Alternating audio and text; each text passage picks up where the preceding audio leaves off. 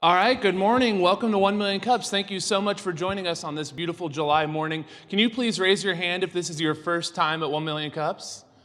Awesome. It's nice to see so many new faces. So it's pretty straightforward. We're going to have two entrepreneurs, in this case a few more than two, but come up and present about their companies. Our expert panelists will ask them a few questions, and then you will have the opportunity to do the same. So be sure to listen and ask those hard business questions. Can you do a favor for me? Pull out your phone and download the 1 Million Cups app.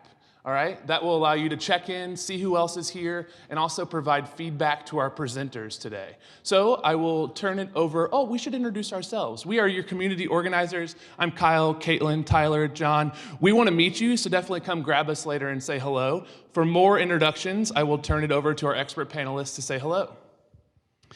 Hi, my name is Mike Meyer. I'm in retail here in a family business of 51 years, and I really work on our digital and our online presence, who we are, who the world sees us as. So, good morning. My name is Lee Langrock. I'm with the Innovation Center, and we help businesses grow. We're a business incubator that serves the entire metro region. We're located in Independence, and we work with, right now there are 70 clients in, and we work mainly in shared commercial kitchen and technologies. All right, thank you both for joining us. Have you downloaded and logged into the app yet?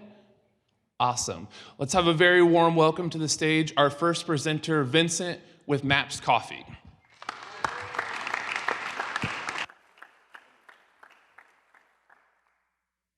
Check. Hello, can you hear me? Good morning, my name is Vincent with Maps Coffee.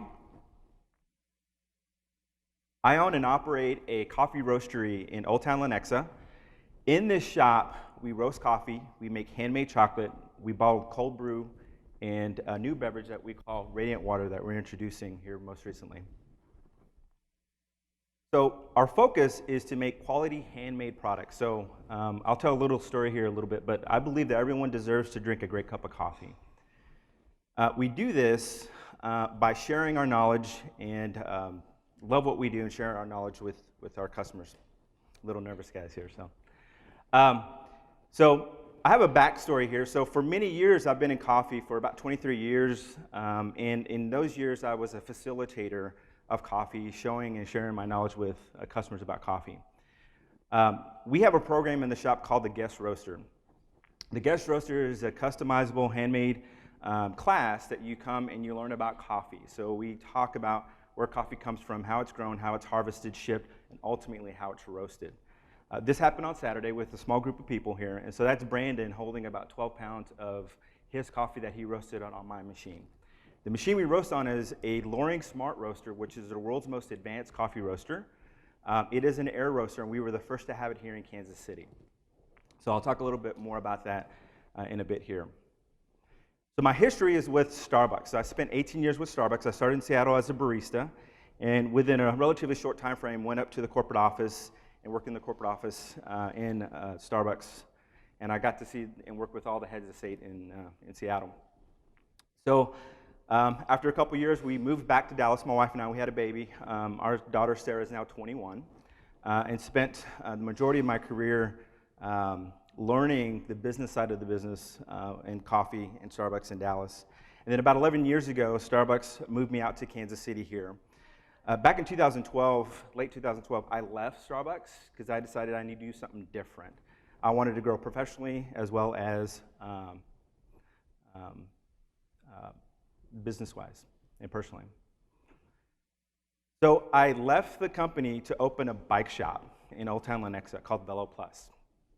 So Velo Plus has been open now for 4 years, and we focus on the guest experience, handmade, custom steel bicycles, as well as steel frames and different varieties. So we are very much a community bike shop. We welcome everyone regardless of what you ride. So in that time frame, I have a thing called a learning year. And so in the last couple learning years, I've learned how to obviously roast coffee, make handmade frames. I know how to bake bread. And then 1 year I ran 500 miles. So that was my goal. And so in this time, I started roasting coffee on a very small roaster called the Bmore 1600. And so I was roasting coffee in the shop, telling the story of, hey, listen, I'm going to create this coffee business because that's what I know. That's my wheelhouse. So what we did is we acquired the Loring Smart Roaster, a very expensive machine. It arrived in May of 2014. However, it sat dormant for quite a few months through some licensing and some hurdles that we need to clear through the city of Lenexa. So we officially went live in 2014, and that's when I marked October 15th, the born date, if you will, of MAPS Coffee. So from that time, we've been able to create this really great interest in coffee and sharing our knowledge with people and customers. And what's fascinating is a lot of things happen very, very quickly.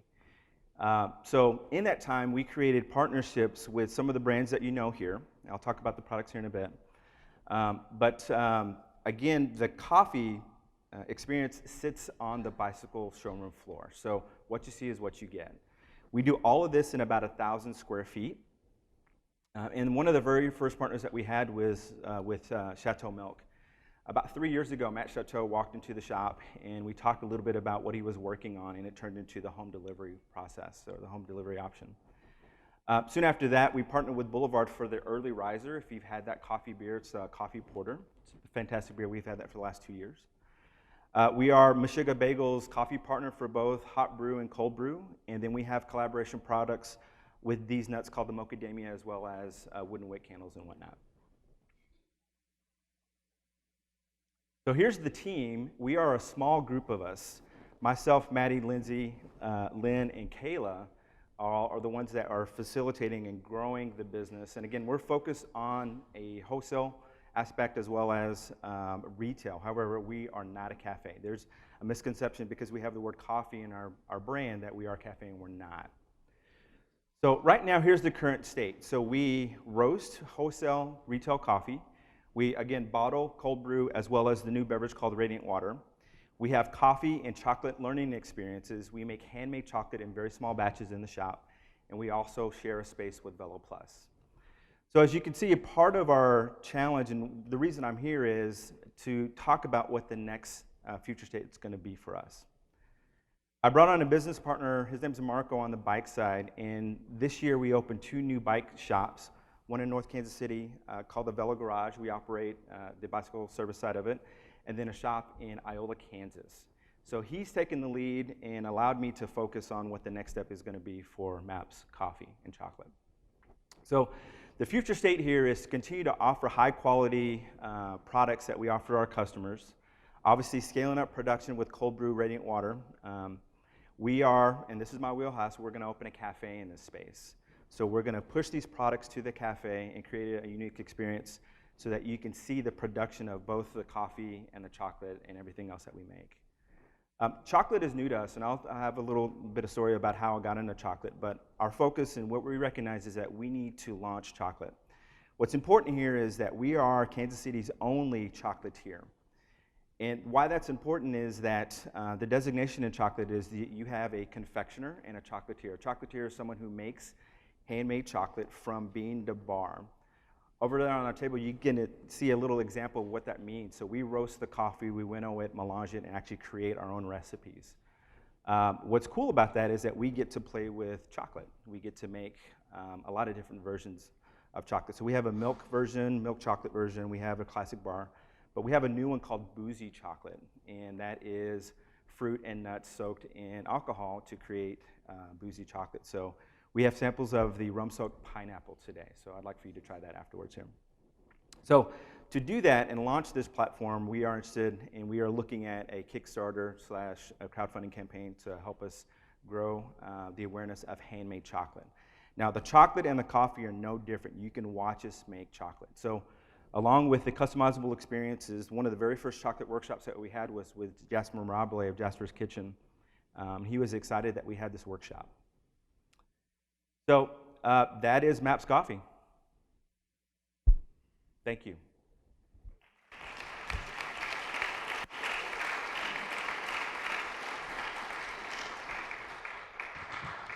And we will turn it over to our expert panel for a few questions.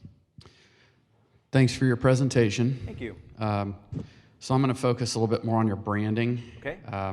Spent quite a bit of time last night going through your site trying to figure out who you were. Sure.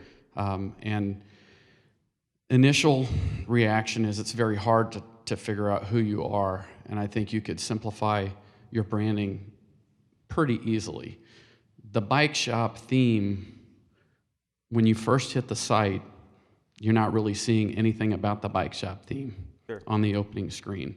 And I think incorporating that into your opening screen and making that part of who you are and tying all these other little pieces into bikes is a really nice way to go. The other thing that I found was that the partnerships, those are some really, really strong names, and they're buried in the back of your site. They need to be brought more up to the forefront because you're going to gain credibility just off of the partnership on those brands. So are you working with anybody right now on branding your digital presence, or are you doing that yourself? So a lot of it's been done by myself. So the folks that I've hired have been new to me within the last 4 months. So up to this point, up to when I hired them, I've been a one-man show. So doing the production, packaging, delivering the website. So, and I acknowledge what you say. The website needs a lot of help. So that is the plan moving forward, and we're looking to rebrand that so that we can create that awareness of who our partners are. Yeah. One other thing I noticed on your site too, there's no phone number to get to you. Okay. There's no map to get to you. That your address is on there. Okay. But there's no easy-to-click map to here's who I am. Sure. And I thought you were a cafe. Okay. So Yeah. I would bring more forward that you're a wholesaler, you're a distributor of coffee. Duly noted. And then on the other side, I looked at your site on both the desktop and a mobile version. Right. Mobile's really nice, but it needs the same help. Sure. On the desktop version, I don't know whether it was just my computer or not. I went to the maps part, and then I also went to the Velo part, Right. which I assumed would tie together in some Right. part, and they really didn't. And then the Velo one, you might check to make sure that you don't have some virus on there, because I was not able to go to your Velo site. Okay. So Thank you. I really think developing products is awesome, but if you don't deliver that customer experience on the other side, Sure. you're cutting your legs out from underneath you right before you get started. So just spend a little bit of time on there and try and bring that bike brand. I would also just simplify, and then I'm done. I think I would tie all this back to bike shop blends, because that was a really strong statement, and it's easy to tie all chocolate, water, all these other things into bike shop blends. I'd get rid of the coffee part and just centralize there, and then spoke out from there. Thank you. So if I'm understanding your business model, you've got for Maps Coffee, not the bike shop. We'll set that aside. Correct. Yes. When we're looking at, you've got wholesale and retail, and within that wholesale and retail, you're selling a bottled product, which is the cold brew, and then also the radiant water, That's correct. which I'd like to hear just a hint more about. Okay. And then also, you're going to introduce chocolates into that wholesale retail. So that's one side of one element of your business model, is that wholesale retail model. Yes.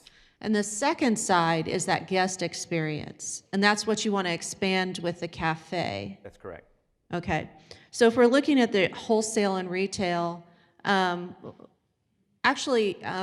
we're looking at your customer for the bottled product, describe that customer to me. So ready to drink is a huge market, as you know. So bottled cold brew, canned cold brew is a huge market that many companies have caught on to. And so we're no different with our bottled cold brew. It's an extensive process. It takes 14 hours to make, and we hand bottle it. So we're working on systems so that we can automate it and scale up that production. So what we found is through the roast profile that we create, it's a really fantastic product. My margins are pretty good. It is labor intensive, but because it is a ready to drink, we can put in a lot of different places where people already offer bottled beverages. What's interesting is that I've decided to put it in a glass bottle with a customizable cap, so everything is recyclable. So one of your models and one of your partners is Chateau, and they have glass bottling too. So you can learn a little bit from them, right? Yep. So where can do you have this product now in, you said wholesale and retail. Can people go out and buy the cold brew now?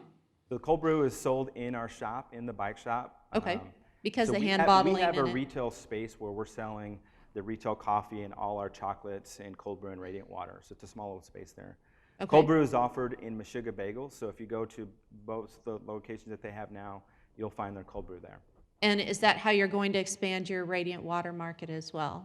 Yes, that's going to be a different trajectory. I think, when we look at what it is and the way that I position it, it is, I call active hydration. So it is a water-based product. So I can Sure. afford to put that in a lot of different places. It's also in a plastic bottle, so I think that affords us different places to go as well. So when we're thinking health clubs, obviously coolers all over the city and whatnot. So it's just a matter of scaling that production. So you're just entering the markets from a wholesale perspective. You're retailing it, you're just entering the markets with both products on a wholesale Correctly. And perspective. so again, the future state is to scale up all these things so that we can put more of our products in all the places that our customers want us.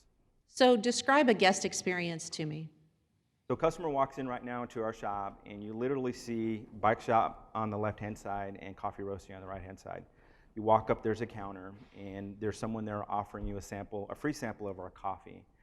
So you get to see the story of, hey, this is where chocolate comes from. You can see the roaster, and you can see our offerings on our coffee. So there's a great story that we share and say, hey, this is where your coffee comes from, and this is what you get. So more often than not, we're roasting coffee as during business hours to share the experience with our customers. So there's a lot of customers that will come in and just for the coffee, and we've actually attached a lot of those customers from bikes to coffee. So we're selling quite a bit of coffee in the bike shop, even though we're not a cafe. And so what's interesting here is because we're not a cafe, I'm not competing with the mochas or the lattes right now. And so we have the opportunity to sell a lot more retail packaged coffee.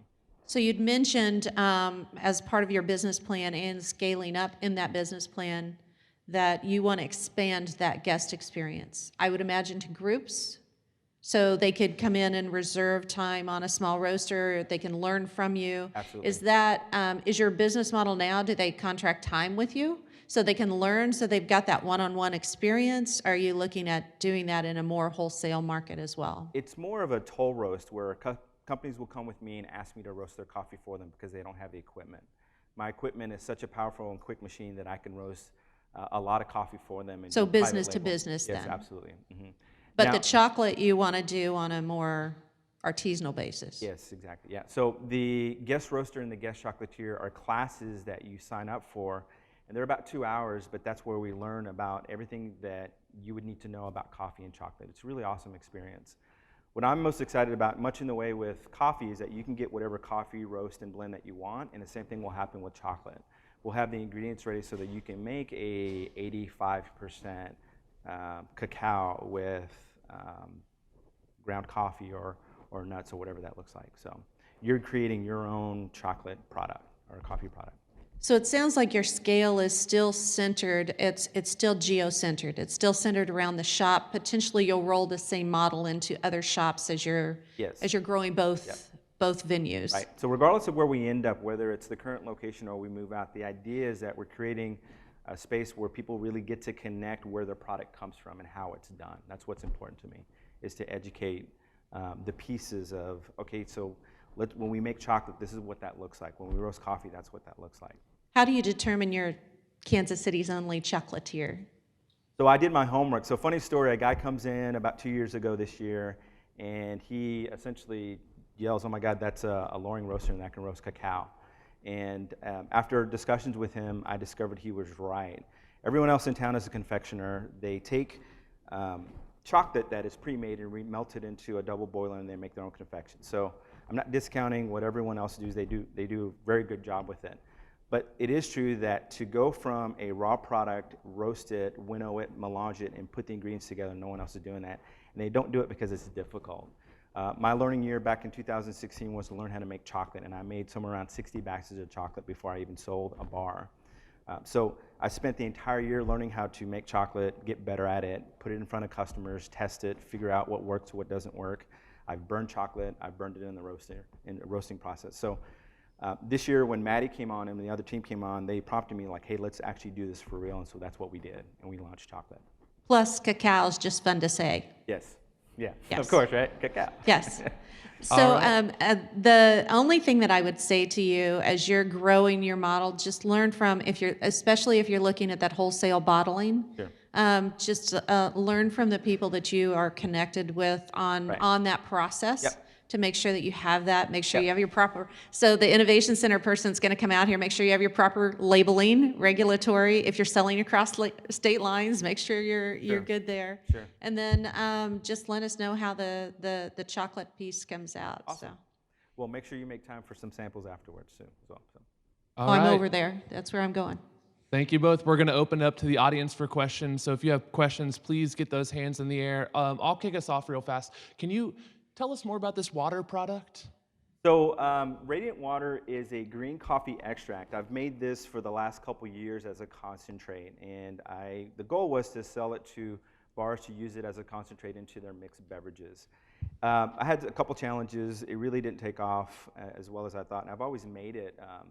So this year, I saw an ad for a bottled water product, and I'm like, I can make bottled water. So I did. I made the concentrate. Instead of making the concentrate, I diluted it with water. First versions were with honey, sugar, and ginger. Now the base is sugar and honey, and then we have a new one with elderberry. We partner with Mindfully Made for You, and it's an elderberry concentrate that we put it. So it's a sweetened water product. Now what's cool about it is, one, it looks beautiful. I'm really proud of it. But it has about 100 milligrams of caffeine, so more than your Red Bull. It drinks like water, and it's lightly sweetened with about 6 to 7 grams of sugar. So I'm a cyclist, and I take this with me on my bike rides. So. Question down front. While expanding your product, how do you see your marketing? Are you going to market your product on television or the internet, like Yahoo, or what? And what's your capacity to meet orders if you get an order?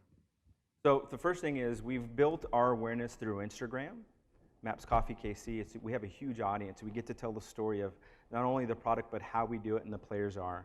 Who the players are as we do this. So obviously with the guest roaster, we take pictures of that, so we get to celebrate coffee. So outside of that, obviously rebranding not rebranding, but working on the website, and then getting out there and working with other partners to help us grow. Yeah.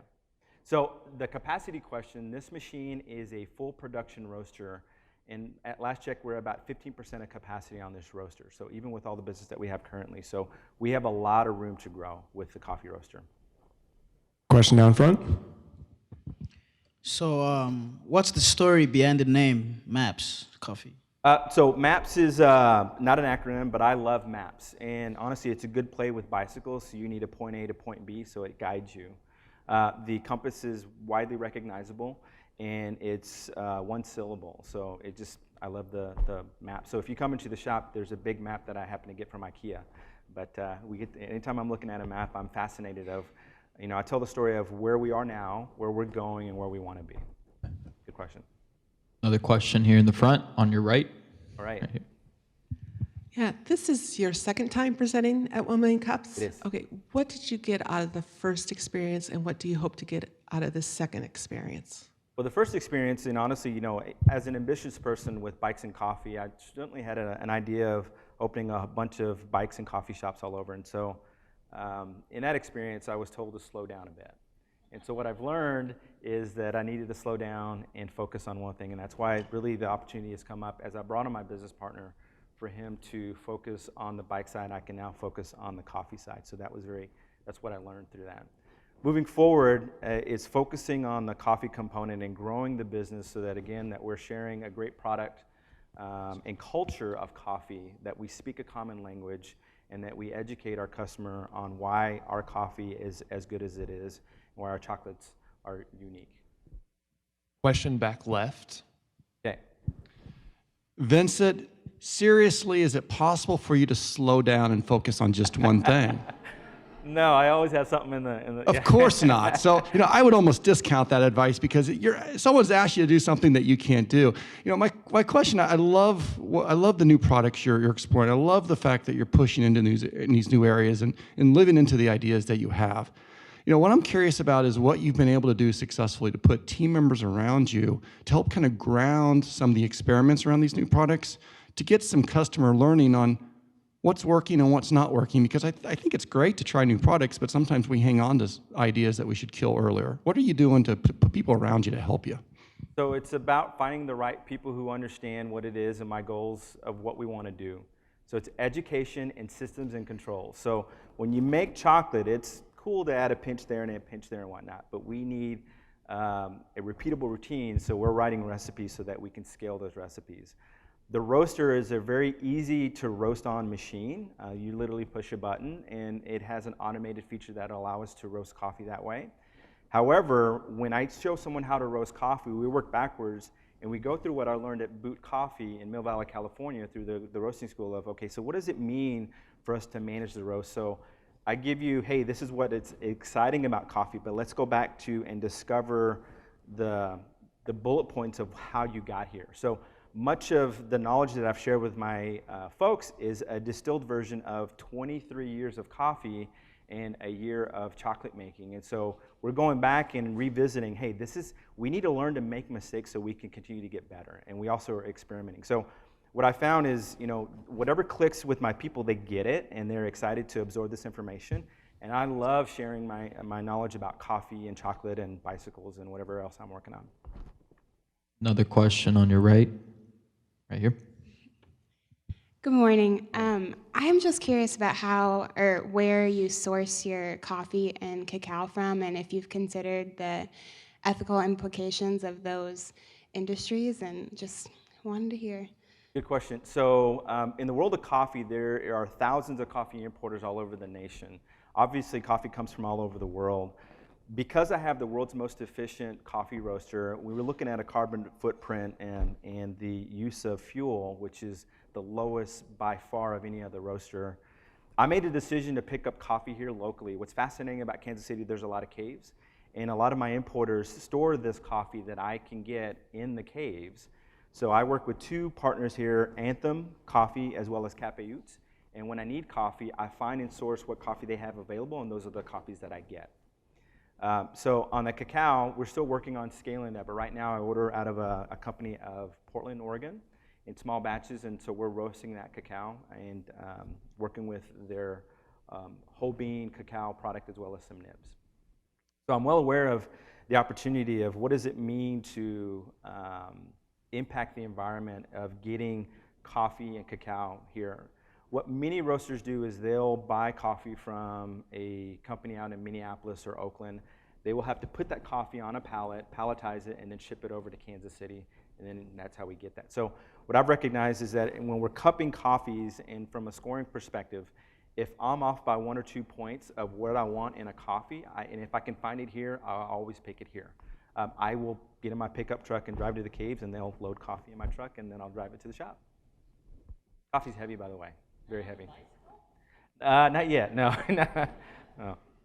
All right, final question, Vince. What does we as a community do to help you? Awesome, so here's our ask. So our ask here is, obviously come and visit us at the shop in Old Town Lenexa. Keep buying from our partners that we work with. So when these products are out there and you see the name Maps Coffee, visit these customers and buy their products. And then lastly, look out for our crowdfunding campaign that we're going to put together to help us really launch in the chocolate. I'm excited about chocolate. Chocolate is new to us, but what we've discovered is as we put the varieties of chocolate that in front of our customers, they love it.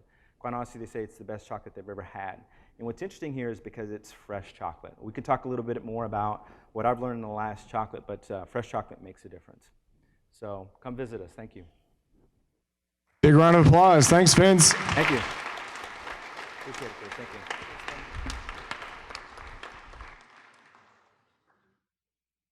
All right, your guys' favorite time. Announcements. Kyle, do you want to do yours last? Sure. Okay. We're going to do Mug Club real quick. Raise your hand if you've been here 10 times or more.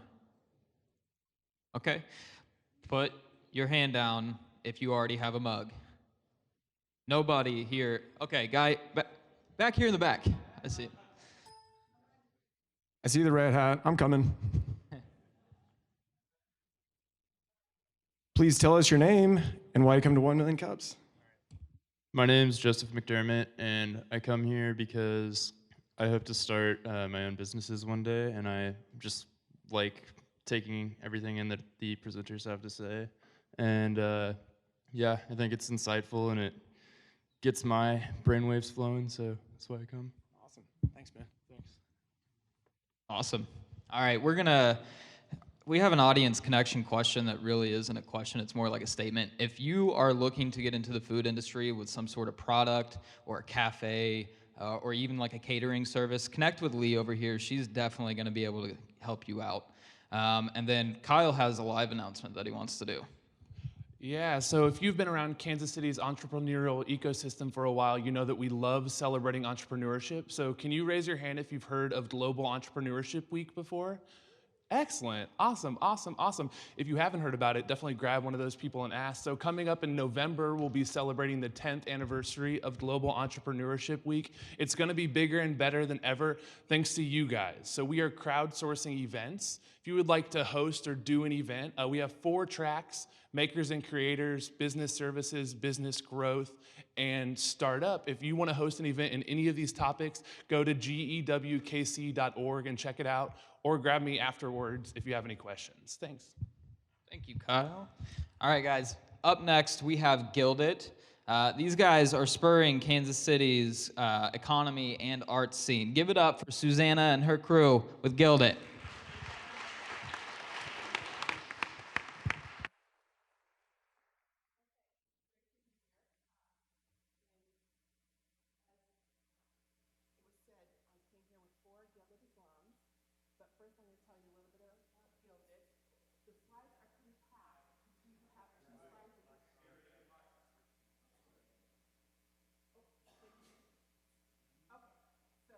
Welcome to Gilded.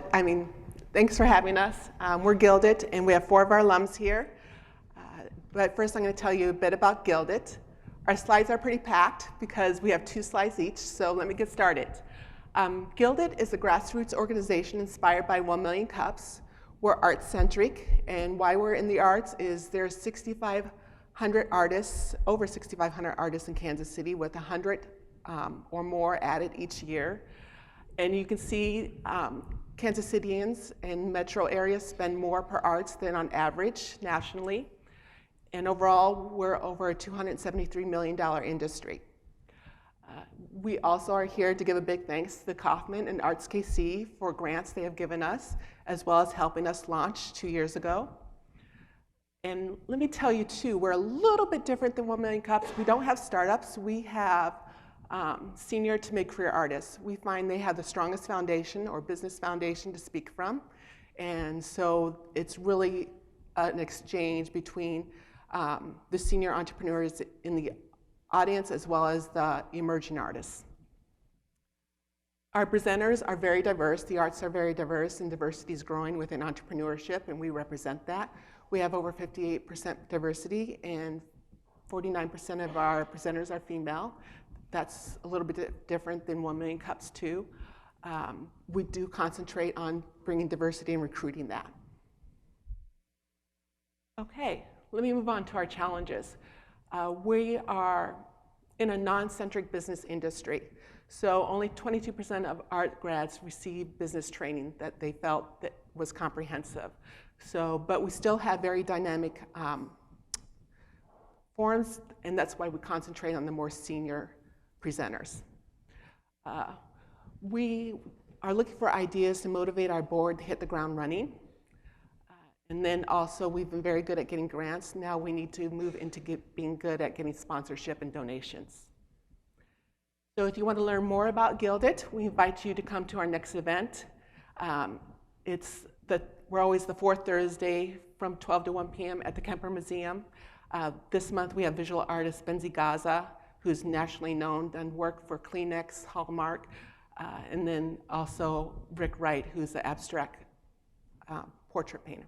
All right, so let me move it on to Megan, and I'll let her introduce herself as well as we go down the line. A lot of things to be responsible for once. Good morning. My name is Megan Flynn, and I am an award-winning actress and filmmaker here in Kansas City. I came to Kansas City by way of Montana, Washington, and Los Angeles, and I am now a huge cheerleader for my adopted hometown here in Kansas City. As a late 30-something actress, and I am trying to figure this out here. How do we click? There we go. There's me. Put that down. As a late 30-something actress, I play sassy and strong roles in both comedic and dramatic film and television. Lately, the older woman opposite the younger main character seems to be a thing, and I figure if Jennifer Coolidge is where I'm headed for 40s, I'm going to gladly embrace that. Technology's made the world a lot smaller. We're very lucky that Hollywood is willing to see us now from the Midwest, and I get to audition and do callbacks via the wonder of the internet for productions all over the country. I'm able to base here with my family, work in film and television in Chicago, Atlanta, Baltimore, New York, and Los Angeles. As a producer and filmmaker, I'm committed to telling female stories from a female perspective. I firmly believe that representation matters and that you can't be what you can't see. Hollywood is still very committed to showing a limited selection of voices. I love to seek out new talent, new creatives. These are some of the productions I've produced on lately. This is some of my posters from some of my work. And I like to work with voices that are outside of that mainstream. Kansas City has been very, very good to female filmmakers, script writers. We have more women in film office positions here than most cities in the country. We're very lucky that way. I like to tell stories that are about the small moments, not just the large moments that define us as women. People are always asking me, as an artist, what is it do you need to succeed? And I have to tell them, connections and capital. The film industry is not so different from very many others. People hire people that they know and people that they like. They want people that come with a stamp of approval, letter recommendation. So the more people that I can meet, the more people that I have a chance of working with in the future. If you know someone with a connection to the film industry, I would like to meet them. What I do, and to do it well, is not free. As a producer, I'm always looking for funds to make that next project. If you know someone that thinks the art of the moving picture is a valuable investment, I would also like to meet them. I'm looking for funds right now to fund a feature film that I'd like to do next year as well.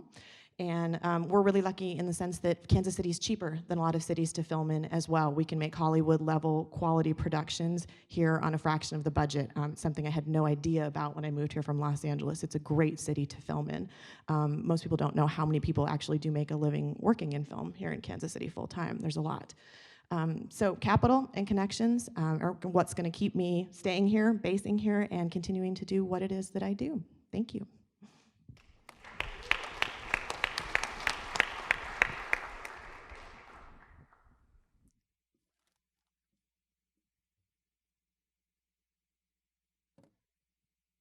Hi, everyone. My name is Heinrich Tell. I am a visual artist printmaker, originally from Singapore.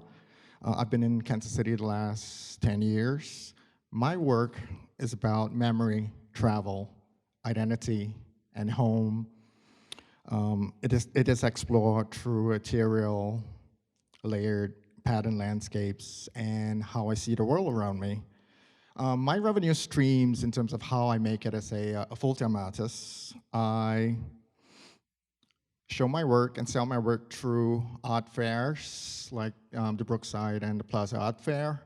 I'm represented by galleries in Kansas City and around the country. I currently have a show up at the Blue Gallery. Go see it if you are in the neighborhood. I teach as well. I teach workshops out of my studio and around the country, and also I teach at KCAI.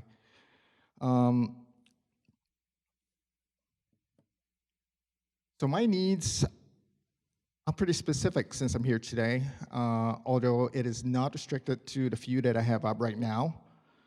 My current goals, I am seeking companies, corporate companies that are looking at something different, which is creative team building through printmaking workshops. I am also seeking a personal liaison for acquiring artwork for their companies or corporate collections. And that's all I have for today. Thank you.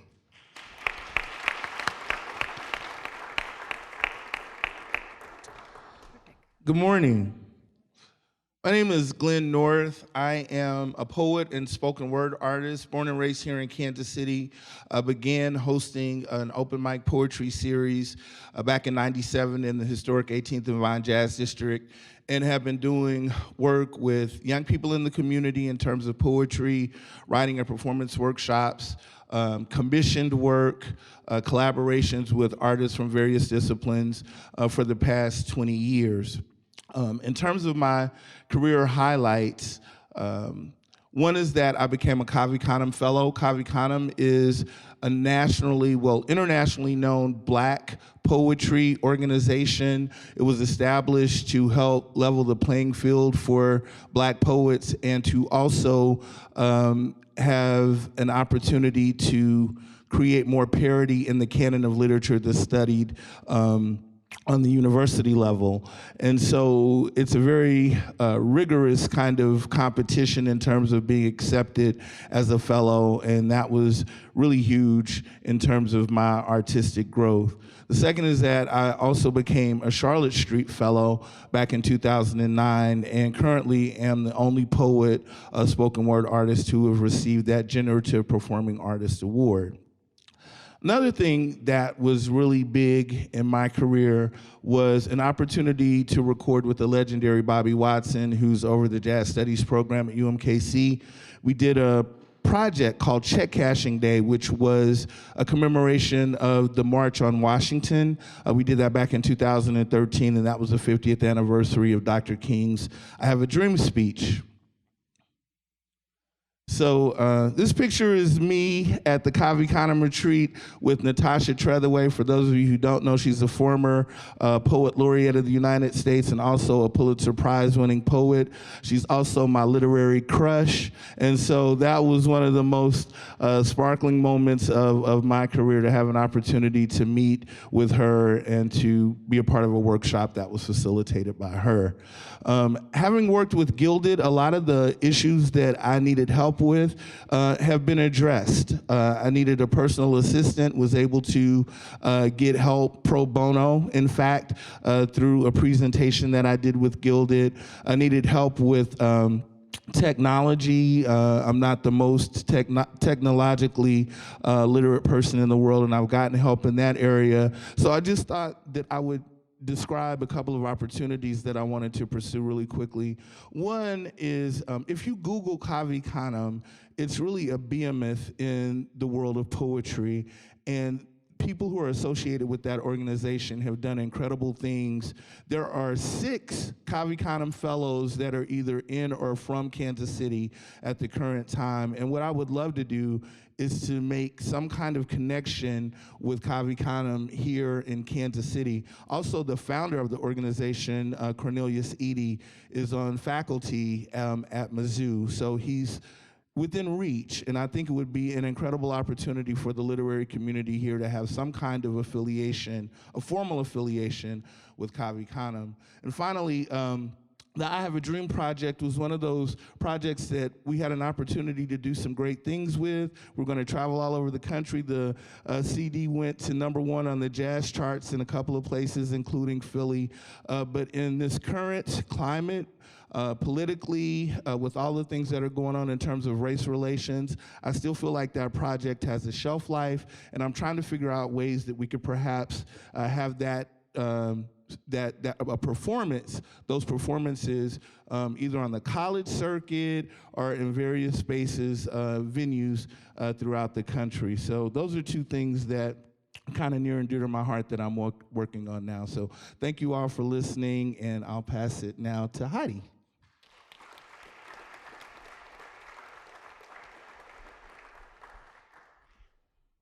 Hello, I am Heidi Van.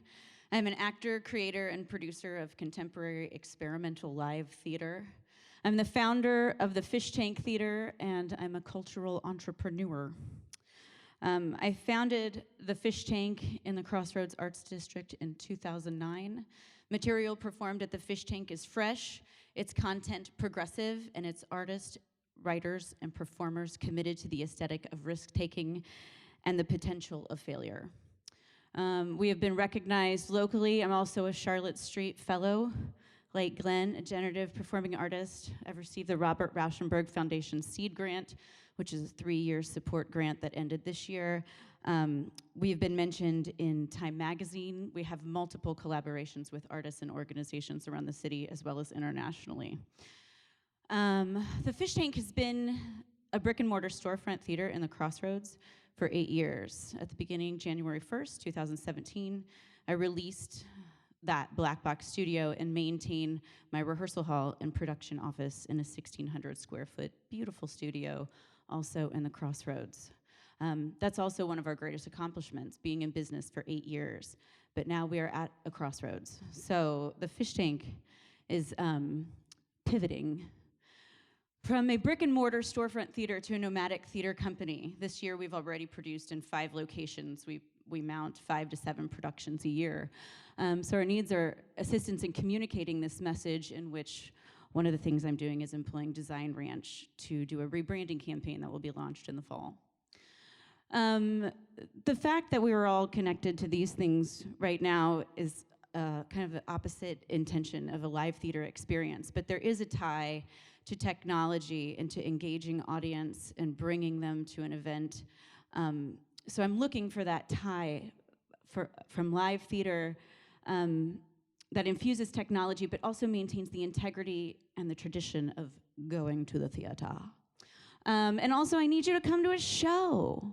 And my next one is here. It's called Liminal State, A Traveler's Guide. It's part of the Kansas City Fringe Festival.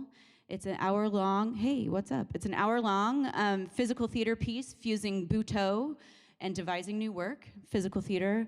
It's about the space in between here and here, which we all are. So check it out, July 21st through the 29th. The best way to follow us is on Facebook or Instagram, and following this little hashtag, Fish Tank Expansion, because we're moving forward. People are saying, where's the Fish Tank? Where's the Fish Tank? And now it has the possibility to be anywhere. So come to our show, and thank you. I look forward to talking to you.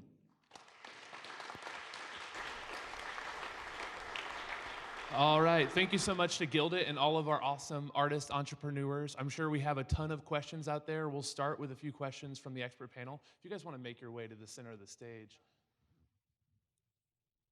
So I have a few questions for Gilded, the organization. Okay. Because you've done a great job of introducing your graduates, but I'm not really quite sure what you do as an organization. I've heard classwork, so you've got mentors and people that are well experienced in the field teaching.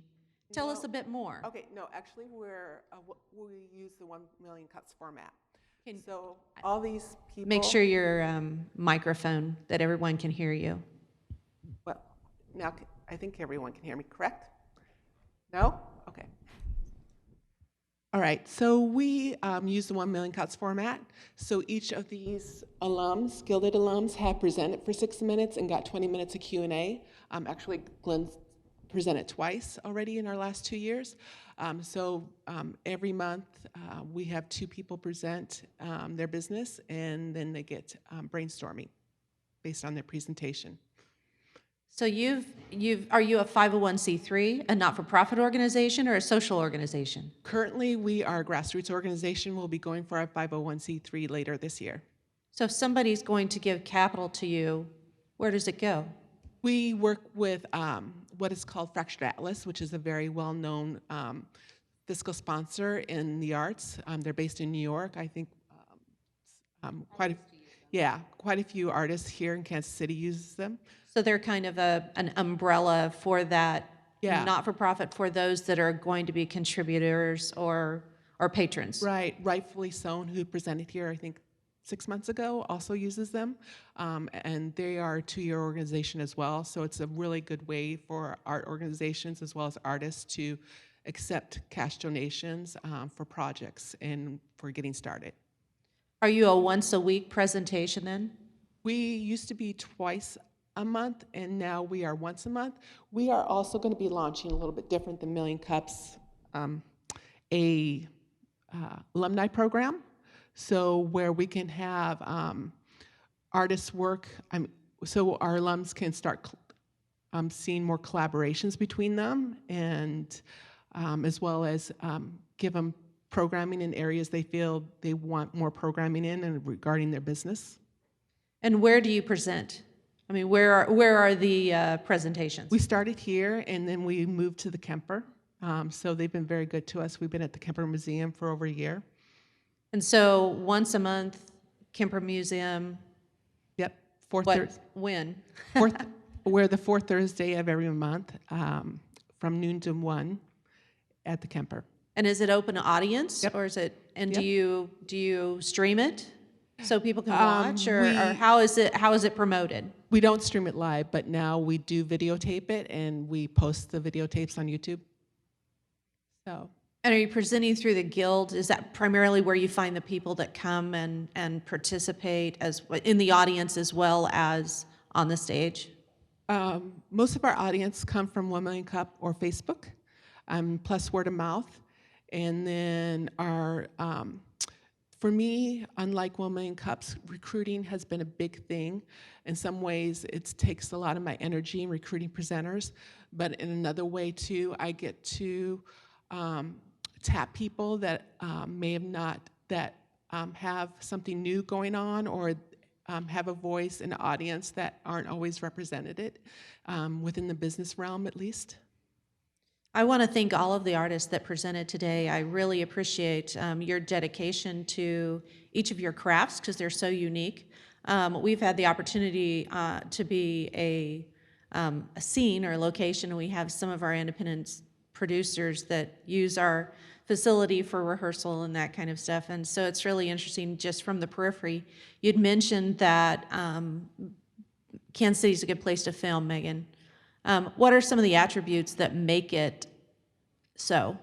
The affordability and for example, locations. I mean, if I'm going to film in Los Angeles, it can cost me, $10,000 just to permit a coffee shop for the day to film, to get the street permit and the coffee shop and whatnot. I may have somebody here that says, use my coffee shop.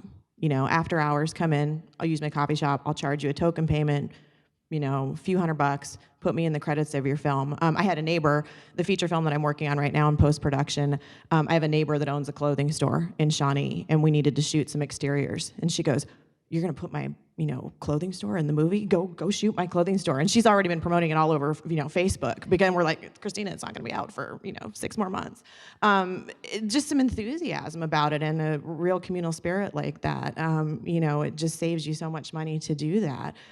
We have great talent here that, is willing to work on things at, great rates. We have people, we had to shoot a baseball scene last year. We had a ton of people that were willing to come out and be extras in a baseball scene. I mean, that wouldn't happen in Los Angeles. I mean, it just wouldn't, and that's fine. I mean, it's a different industry out there, but there's still kind of an enthusiasm and excitement and a community spirit here, and there's an affordability to shooting here, and people are really willing to work with you, I think, and that's great. And I think it is that entrepreneurial spirit here. People are willing to support other people that are trying to get projects done. It's terrific. So. Also a lot of resources to train artists as entrepreneurs in Kansas City. So I'm sure that all of us on the stage have either gone through Artist Inc., Creative Capital, or I'm a graduate of the Entrepreneurial Scholars program from the Block School. So Kansas City is also very good to us so that we have the tools to continue to contribute to the economy and also just to make waves. So I'm going to be honest, I don't have a lot to say.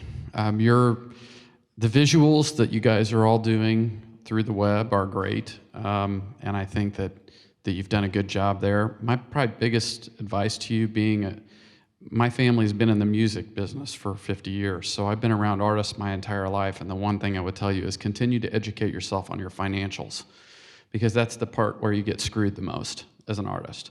And don't be afraid to say, I don't work for free, which most people are just wanting to get out so bad. But keep it up. I mean, I think it's really cool. It's so neat to live in a world where I can only imagine the things that are going on in your heads And if everybody in this audience could see what those were, they'd just be blown away even more than they probably already are. So just keep the creativity, but also focus on the money and focus on the business, because that's what's going to make you able to continue art and train other people. So. Thank you both. We're going to turn it over to the audience for questions. So if you have questions, please get your hands up.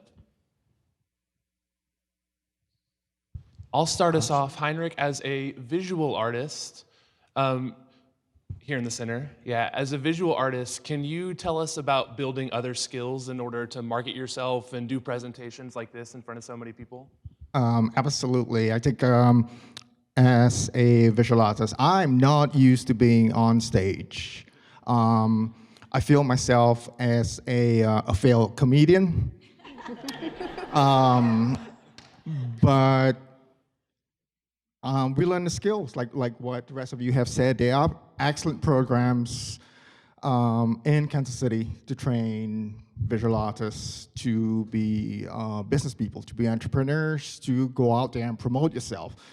Community is extremely important, like the rest of us have said. I have been in the Crossroads the past 3 years. I'm learning to be out there a little more. My studio is actually beneath the fish tank, beneath Heidi's studio. And Crossroads is such a good example of being right there in the neighborhood.